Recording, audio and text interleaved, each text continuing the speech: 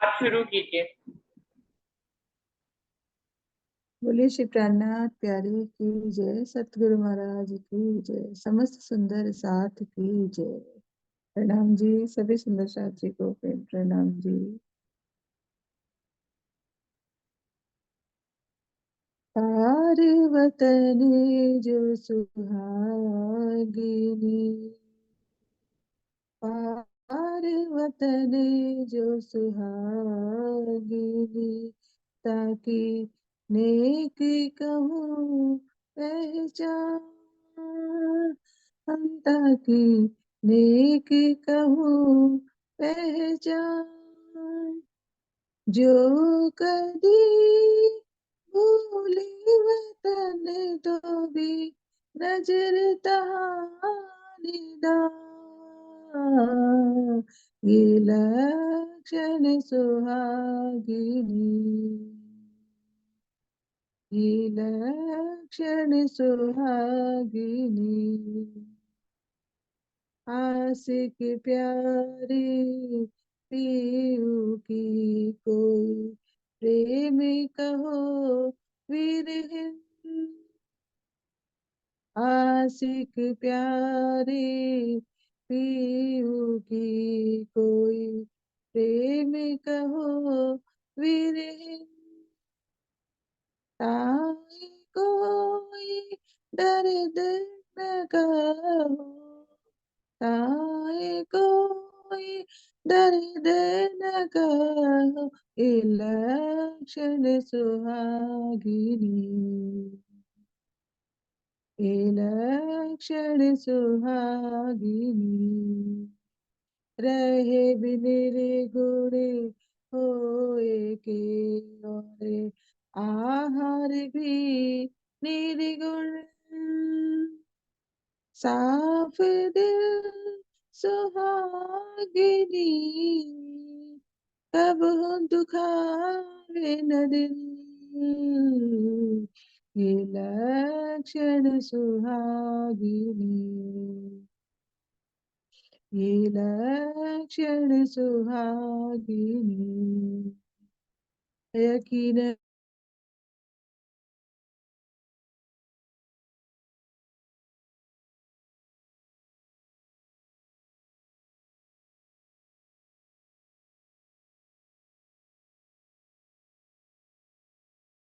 थके, ओ जी सुहागिन नाथ के, जो लो पार के पारे पार, नित खोजे चरनी चढ़े, नए नए करे विचार, विलक्षण सुहागिनी, विलक्षण सुहागिनी। सुहागिन तोलो हो जियो, जो लो पाइए पियो वतन, सुहागिन तोलो हो जियो, जो लो पाइए पियो वतन, पियो वतन पाए बिना, पियो वतन पाए बिना, विरह न जाए निसरन, ये लक्षण सुहागिनी, ये लक्षण सुहागिनी। छिन खेले छिन में हंसे, छिन में गावेगी, छिन खेले छिन में हंसे, छिन में गावेगी गीत, छिन रोवे सुधे ना रहे, छिन रोवे सुधे ना रहे, ए सुहागन की रे, ये लक्षण सुहागिनी, ये लक्षण सुहागिनी, पार्वतन जो सुहागिनी, ताकि ने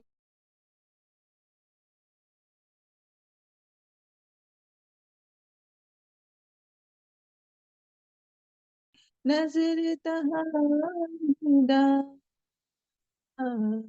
ये लक्षण सुहागिनी,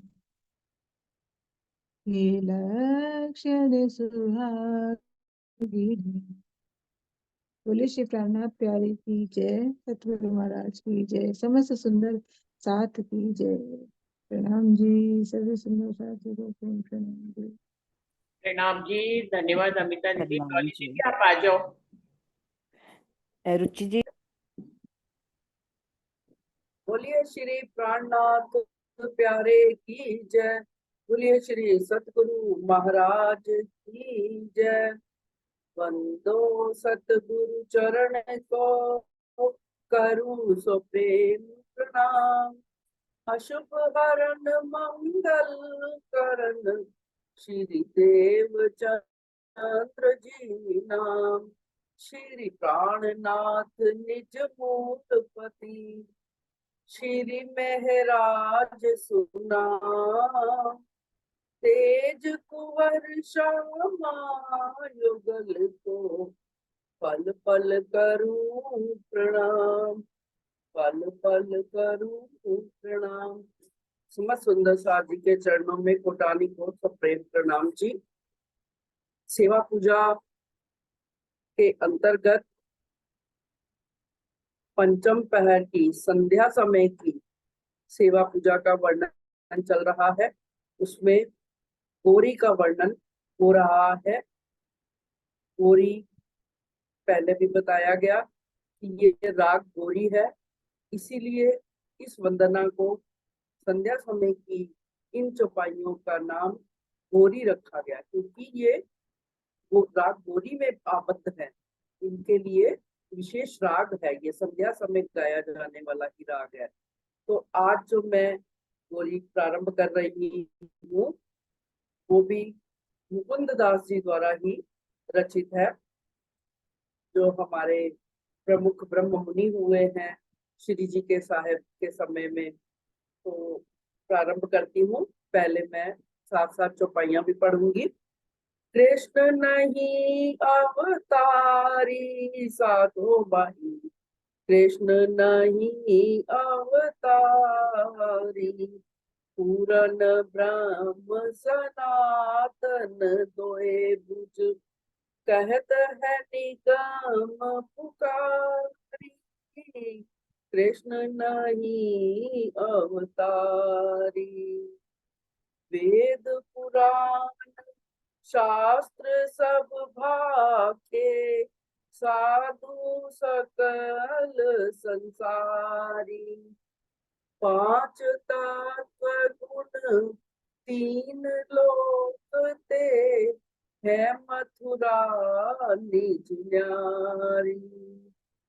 लोक चतुर्दश है पर ले बस, आदि अंत ओंकारी, तब कहाँ कृष्ण कहाँ निज मथुरा, देखहु मन ही विचारी।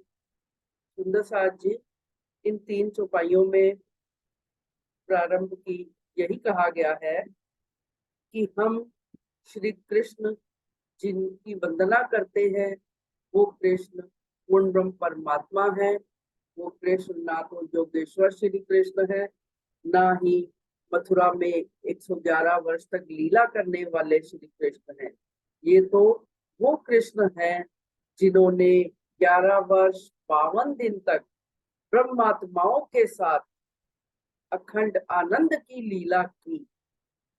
ये वही कृष्ण है, इसीलिए कहते हैं हे साधु भाई, ये कृष्ण जो जिनकी हम वंदना करते हैं वो कभी अवतार नहीं लेते। अवतार किनका होता है? जन्मता कौन है? जीव जन्म लेता है, क्योंकि इस संसार की रचना करने से पहले आदि नारायण जी के मन में जब यह विचार आया, एको अहम बहुश्याम, तो उनके मन के द्वारा शेषशाही नारायण और महालक्ष्मी की उत्पत्ति हुई, और उनके नाभि कमल से ही 3 गुणों की अर्थात ब्रह्मा विष्णु महेश जी की उत्पत्ति हुई। और उससे भी आगे इस संसार को चलाने के लिए ही विष्णु भगवान जी का जीव ही जन्म लेता है। जीवः जीवस्य जीवनम, ऐसा गीता में भी कहा गया है कि जीव ही जीव का जीवन है, अर्थात जीव ही जन्म लेता है, जीव ही संसार में रहता है और जीव की ही मृत्यु होती है। तो जिस तरह से आत्मा को शास्त्रों में अजर अमर कहा गया है, क्योंकि आत्मा को अजर अमर श्री भगवत गीता में ही जब श्री कृष्ण अर्जुन जी को उपदेश दे रहे थे, उनका मोह भंग करने के लिए कि ये शरीर तो कुछ भी नहीं है, ये तो 5 तत्व 3 गुण से बना हुआ आकार है, ये तो मिट्टी में ही मिल जाना है। उसी गीता के उपदेश में ही कहा, नैनम छिदन्ति शस्त्राणि नानम दहति पावका, अर्थात ये जो आत्मा है इसको कोई शस्त्र काट नहीं सकता, कोई अग्नि जला नहीं सकती, हवा सुखा नहीं सकती, जल गीला नहीं कर सकता, इसीलिए ये आत्मा अजर और अमर है। अब हम विचार करें कि जब आत्मा अजर और अमर है, आत्मा तो परब्रह्म का अंश होती है, तो परब्रह्म कैसे जन्म ले सकते हैं? तो इसीलिए कहा गया कृष्ण नहीं अवतारी, हम जिस श्री कृष्ण की वंदना करते हैं, क्योंकि वो कृष्ण अवतार नहीं लेते। क्यों नहीं लेते? वेद पुराण शास्त्र सबों ने, सारे साधु संतों ने, विद्वत जनों ने भी कहा गया कि ये जो मथुरा और वृंदावन जो अखंड है, वो भागवत शास्त्र में भी उसका वर्णन आता है, वो 5 तत्व 3 गुण 5 और 14 लोक से न्यारी है, अर्थात अखंड ब्रज की लीला और अखंड रास की लीला का ही हम ध्यान करते हैं। जो कृष्ण तत्व योग माया में स्थित है, हम उसी कृष्ण की वंदना करते हैं। इसीलिए बार बार यही कहते हैं कि ये कृष्ण अवतारी नहीं है, वह मथुरा वृंदावन तो नित्य नूतन है, अखंड है, जो कि श्री कृष्ण ने योग माया में जाकर जिन श्री कृष्ण ने बांसुरी बजाई, वह अक्षरातीत श्री राज जी महाराज का जोश था। इसीलिए जहां पर राज जी महाराज की स्वयं अक्षरातीत पूर्ण ब्रह्म की लीला होती है, उस लीला को अखंड कर दिया जाता है, क्योंकि योग माया वह स्थान है जहां नई वस्तु बन सकती है, लेकिन उसका फिर लय नहीं होता, क्योंकि योग माया भी 5 तत्व 3 गुण और 14 लोक से परे है। और तीसरी चौपाई में कह रहे हैं, लोक चतुर्दश है परले वश, ये जो 14 लोकों का संसार है, ये तो प्रलय हो महाप्रलय के अधीन है, क्योंकि जब जब महाप्रलय होती है तो 5 तत्व 3 गुण और 14 लोकों का भी लय हो जाता है, और आदि अंत ओंकारी जो इनको सृष्टि को बनाने वाले हैं, उनका भी इसी के साथ ही लय हो जाता है।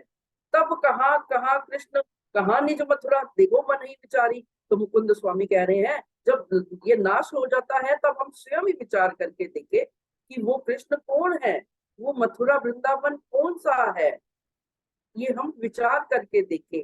उसका खुलासा सुंदर साथ जी श्री जी साहेब ने आकर ही परब्रह्म की अपनी अखंड वाणी के द्वारा परम धाम से जो धनी जी के जोश से धनी जी ने स्वयं इंद्रावती जी के हृदय में बैठकर कहलाई, उस वाणी में सारे संशय दूर हो जाते हैं। ये बेशक इलम आया है परम धाम से ब्रह्मात्माओं के लिए विशेष रूप से, क्योंकि इन्हें ब्रह्मात्माएं तुरंत समझ लेंगी, समझेगा तो सारा संसार, इसका फल भी सारे संसार को मिलेगा कि उनको अखंड मोक्ष की प्राप्ति हो जाएगी।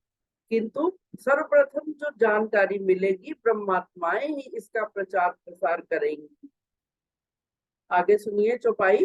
गोपी कृष्ण अनादि एक हैं, जल तरंग ज्यों वारी, कारण मूल रच्यो इक कारज, आए भई ब्रिज नारी। ये गोपियां, अब ये चौपाई में क्या बता दिया कि ये संसार कैसे बना, गोपियां ब्रिज में कैसे आई। गोपी और कृष्ण इसीलिए कहा गया है क्योंकि वही उनमें ही श्री राज जी का जोश आया था, श्री कृष्ण जी के अंदर ही वह अखंड परब्रह्म की लीला हुई थी। इसीलिए कहा कि गोपी कृष्ण अनादि एक हैं। वो गोपी और कृष्ण जिन्होंने यह लीला की थी इस ब्रज लीला में, वो तो सदा से ही एक है, अनादि है। क्योंकि जिस तरह जल और जल की तरंग जुदा नहीं होती, वही सागर भी वही है, सागर की लहरें भी वही हैं, सूरज और सूरज की किरणें अलग नहीं होती।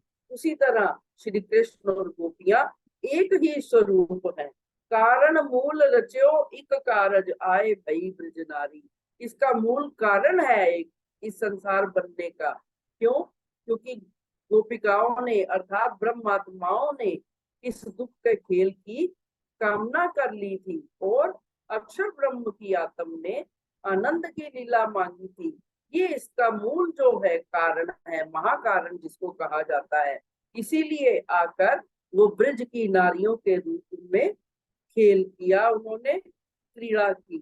तीन गोपिन की पदरज इंचित, ब्रह्मा विष्णु त्रिपुरारी, करी करी कोटि तपस्या बहुविध, त्रिगुण थके पचिहारी।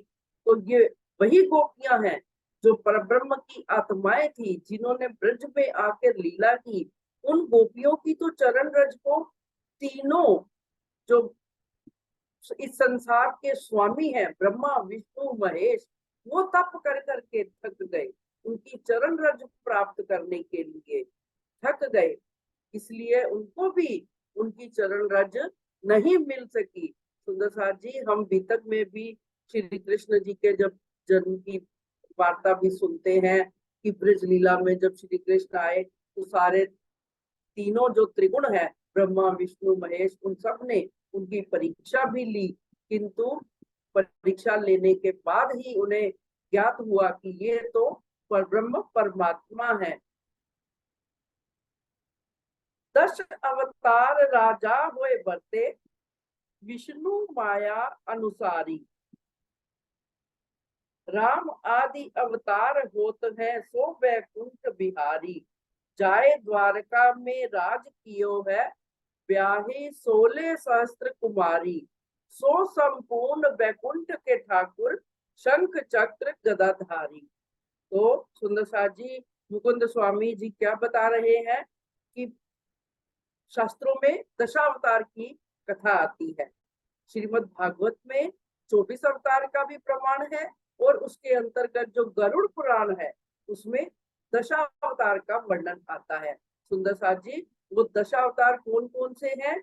मत्स्य अवतार, कूर्म अवतार, वराह अवतार, नरसिंह अवतार, वामन अवतार, परशुराम, राम अवतार, कृष्ण अवतार और बुद्ध अवतार और कल्कि अवतार। इस तरह से दशावतार में भी अंतिम 2 अवतार जो है बुद्ध अवतार कहा गया है और कल्कि बुद्ध निष्कलंक अवतार का वर्णन किया गया है। दशावतार राजा हुए बरते, विष्णु माया अनुसारी। ये अवतार कौन है? विष्णु भगवान के स्वरूप है, उन्होंने ही अवतार लिया। राम आदि अवतार होते हैं, वो वैकुंठ बिहारी विष्णु के ही अंश स्वरूप है, अवतार स्वरूप है।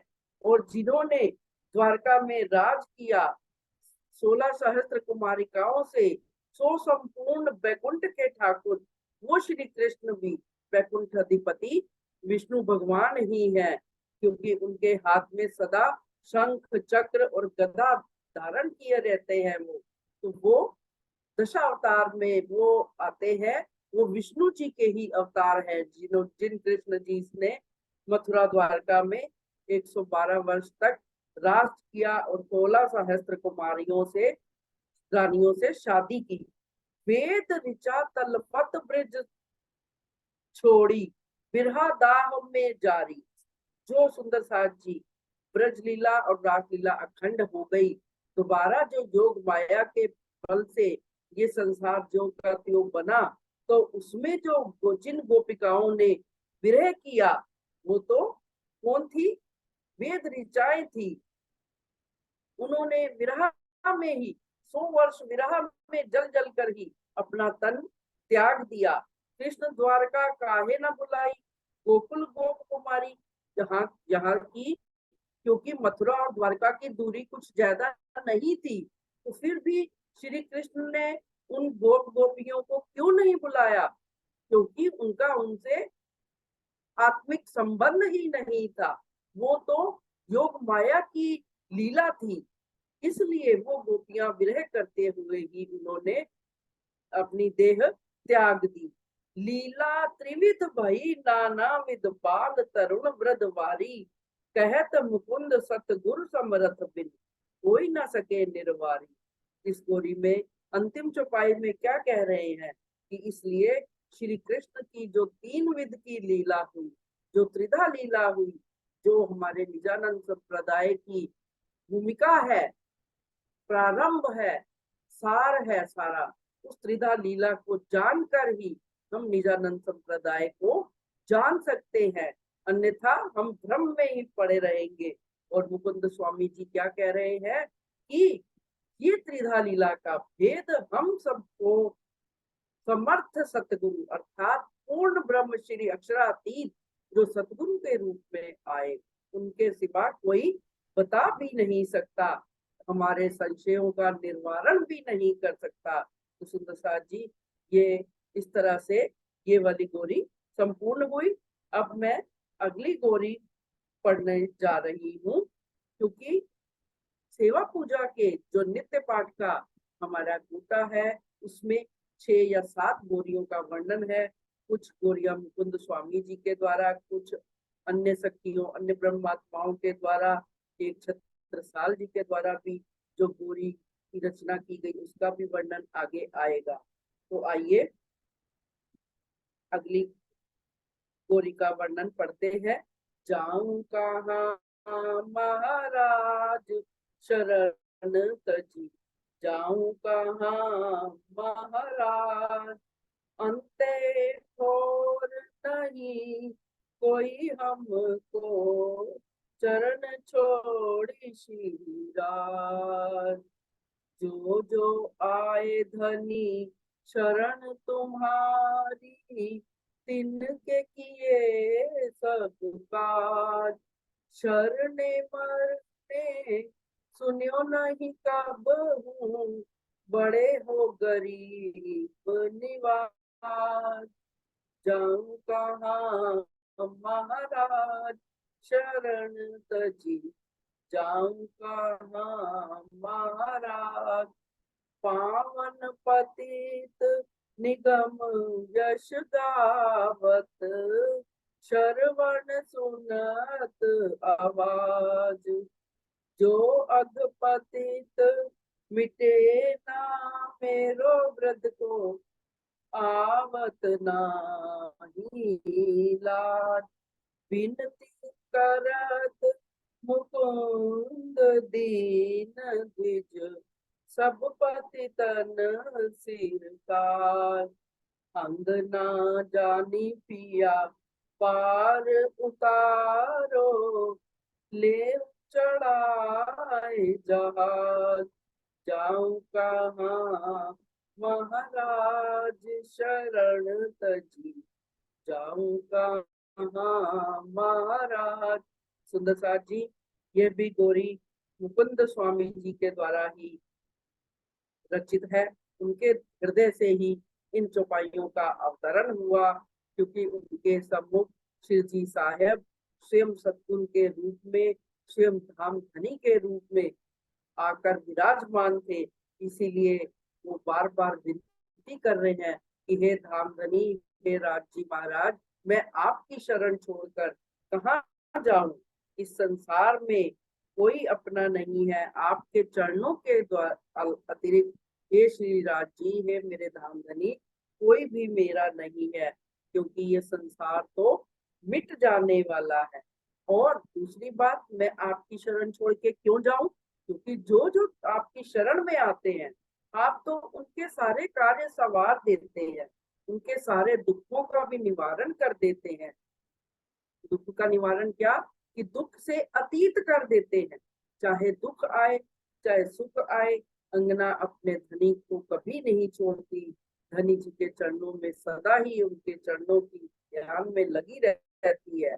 शरणे मरने सुनो नहीं कभी, आपकी शरण में जो आ जाता है वो अखंड हो जाता है, उनकी मृत्यु कभी नहीं होती है। आप तो गरीबों का अर्थात पुण्य का, गरीबों का कल्याण करने वाले हो। अर्थात गरीब कौन? मोमिन बल बकरी जेता, जो ब्रह्मात्माएं हैं, जो संपूर्ण रूप से आपके चरणों में समर्पित हो जाते हैं, ऐसे गरीब दीनहीन विनम्र बन के जो आपकी शरण में आते हैं, आप उनको कभी निराश नहीं करते। अखंड परम धाम के सुखों को उनके हृदय में भर देते हैं। पावन पतित निगम यश गावत, श्रवण सुनत आवाज। आपको तो पुण्य पुनीत अर्थात अति पवित्र कहा गया है वेदों में। नेति नेति कही ब्रह्म वेद निरूपा, निजानंद निरुपाधि निरूपा। वेदों ने भी आपका यश गान किया है, गीता में भी आपका ही यश गान हुआ है, और सभी धर्म ग्रंथों में एको ब्रह्म द्वितीयो ना अस्ति, ऐसा कहकर आपका यशोगान किया गया है। मैंने ऐसे अपने कानों से उन वेद के वचनों को सुना है।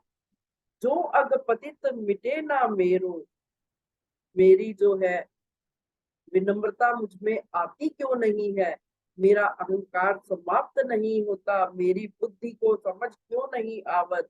मुझे इसलिए स्वयं को पतित जानकर बहुत ही शर्म आ रही है कि आप मेरे सामने बैठे हैं, तो इसलिए मैं कभी भी आपके चरणों को छोड़कर कहीं नहीं जा सकती। विनती करत मुकुंद दीन द्विज, मैं तो सब पतितन का बादशाह हूँ, पतितन के सिर मोर हूँ, इसलिए आपके चरणों में विनती करती हूँ कि अंगना जान पिया पार उतारो, लेव चढ़ा है जाति सॉरी कि हे धाम धनी, आप मुझे अपनी अंगना जानकर, अपनी अर्धांगिनी जानकर इस भवसागर से पार कर दो अपने नाम रूपी जहाज पर। यानी मैं नित्य प्रति आपके 25 पक्षों में ही विचरण करती रहूं, ऐसी मैं आपकी अंगना बन जाऊं, ऐसा मुझे अपने चरणों से लगा लो। दीन द्विज का मतलब यही है कि मुकुंद स्वामी अपने हृदय में अत्यंत विनम्रता धारण करते हुए श्री जी साहेब को प्रार्थना कर रहे हैं कि हे धनी धाम, हे राजी महाराज, मैं आपके चरणों को छोड़कर कहाँ जाऊं। सुंदर साथ जी, ये भी 4 चौपाइयों की गोरी संपूर्ण होती है। अब अगली गोरी में प्रारंभ करती हूँ। अगली गोरी का वर्णन जो है सुंदर सखी के द्वारा ही किया गया है, तो आइए सुनते हैं। प्राणनाथ मन आए आली मोहे, प्राणनाथ मन भाए, विंध्याचल पर्वत के ऊपर, सुंदर धाम सुहाए।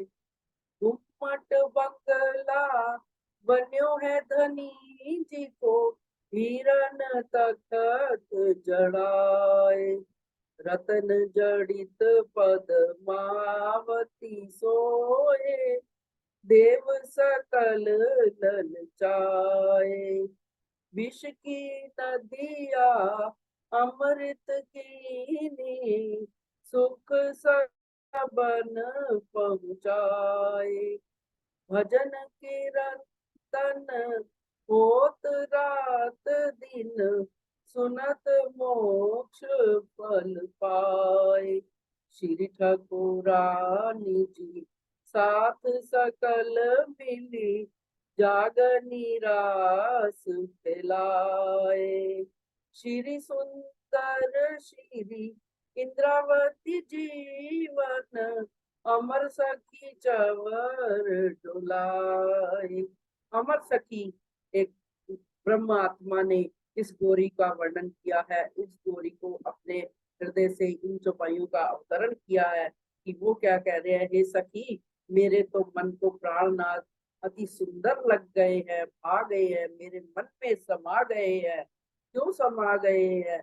क्योंकि इनका सुंदर धाम जो है विंध्याचल पर्वत के ऊपर सुहाई सुशोभित हो रहा है। सुंदर साजी पद्मावतीपुरी धाम विंध्याचल पर्वत पर ही स्थित है। ये वही विंध्याचल पर्वत है जिसकी सतयुग में आकर शिव जी ने परिक्रमा की थी। धमधनी ने भी जागनी यात्रा करते हुए आकर उसी पर्वत पर, उसी स्थान पर जहाँ शिव जी ने पार्वती को यह उमा को यह बताया था कि 28वें कलयुग में पूर्ण परमात्मा अपनी आत्माओं के साथ इसी धरा पर आएंगे, तो वही बात को सत्य करते हुए उसी पर गुम्मट जी और बंगला जी सुशोभित है। हीरन तखत दराए, जा हीरो का मतलब कि उस पन्ना की धरती को हीरा उगलने वाली धरती बना दिया। ऐसे ही हीरो का जो तखत है, सुंदर तखत पर मेरे धाम धनी विराजमान है। रतन जड़ित पद्मावती सोहे, यह पद्मावती क्योंकि पद्मावती नदी के किनारे है। पद्मावती केन शरदे विंध्य पर्वत अवस्थिता, अर्थात क्योंकि विंध्याचल पर्वत जो है पद्मावती नदी के किनारे पर ही स्थित है और ये रत्नों की खान बन गई। श्री जी साहेब के इस धरती पर चरण रखने से यह धरती रत्नों की खान बन गई। सुंदर सार जी आज भी श्री जी की कृपा से जहां जहां छत्रसाल जी ने घोड़ा दोहराया था, वहां वहां धरती पर आज भी हीरे की हीरा निकलता है। कहीं ना कहीं कभी ना कभी हीरा निकलता रहता है। वह हीरे उगलने वाली धरती श्री जी साहेब के आने का ही इस दुनिया को प्रसाद मिला।